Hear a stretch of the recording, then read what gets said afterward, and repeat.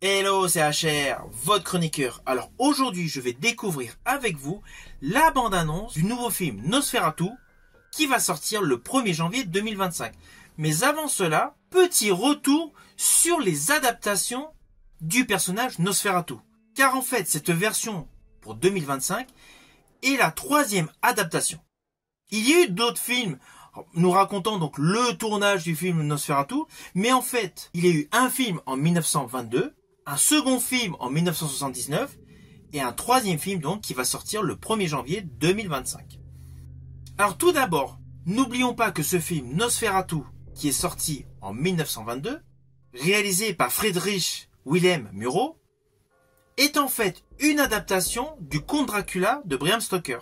Mais en fait, Friedrich Wilhelm Murnau n'avait pas acquis les droits cinématographiques.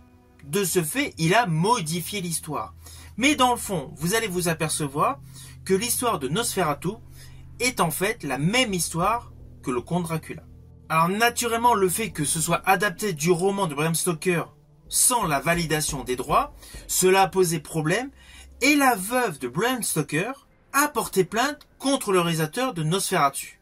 De ce fait, une grosse partie des copies ont été détruites. Le film de 1922 était censé complètement disparaître à la suite du procès gagné par la veuve de Bram Stoker. Mais celle-ci, une fois qu'elle est décédée, quelques années après, le film Nosferatu est revenu sur le devant de la scène, comme quoi il y avait des copies quelque part. Et c'est à partir de ce moment-là que ce film Nosferatu est devenu culte. Naturellement, je parle du film de 1922. Alors, dans cette version de 1922 de Nosferatu, le personnage Nosferatu, alias le comte de Orlok, est interprété par un acteur allemand, Max Schreck. Celui-ci était tellement convaincant, avec sa prestation totalement énigmatique, qu'il est lui-même devenu une légende urbaine. Oui, cela fait rire parce que beaucoup de gens ont réellement cru que Max Schreck était un vampire, ce qui est totalement faux, bien évidemment. Mais on va pas se mentir, l'atout horrifique principal de ce film est justement la prestation de Max Schreck, associée à un esthétisme assez glauque et un symbolisme extrêmement effrayant. Ce film est totalement culte. Alors naturellement, ce film a eu du succès, c'était un film muet, donc assez logique qu'avec l'arrivée du son, un remake a été mis en chantier. Ce remake a été réalisé par Herzog avec Klaus Kinski et Isabelle Adjani. C'était en 1979.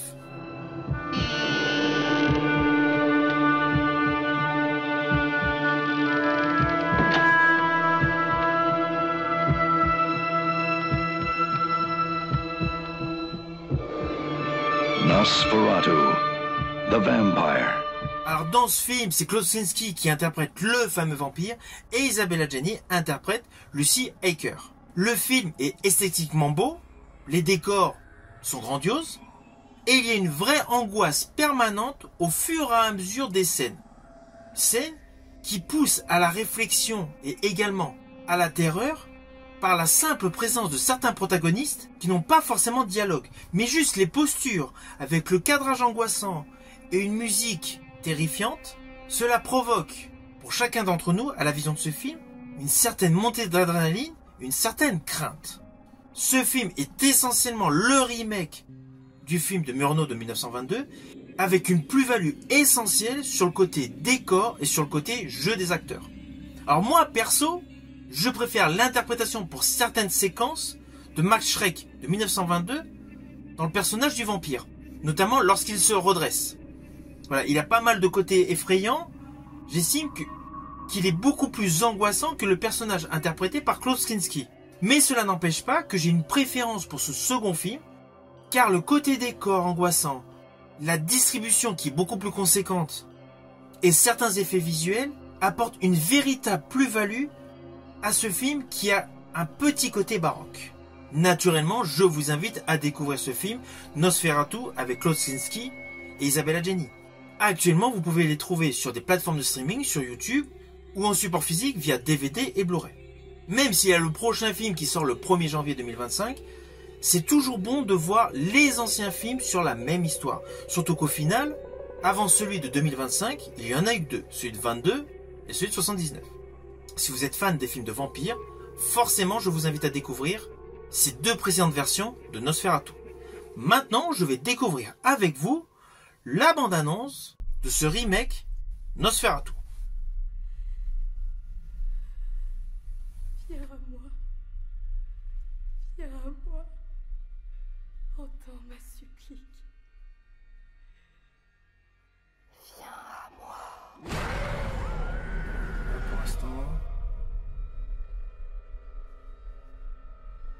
Professeur. Mes rêves se font plus noirs. Ouais. Le mal vient-il de nous? Bon, une ambiance un peu Sleepy Hollow de Tim Burton. Ah, William Dafoe. Ah, on a vraiment l'ambiance, une ambiance à la Tim Burton. Là. Nicolas Hoult. Hein.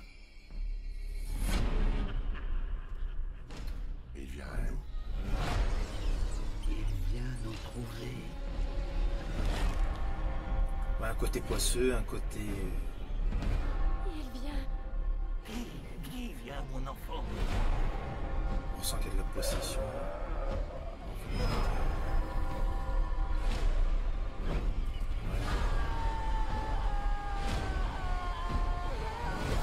Un côté très gothique apparemment. Nous sommes en présence du vampire. Ah, l'angoisse est palpable. Nosferatu.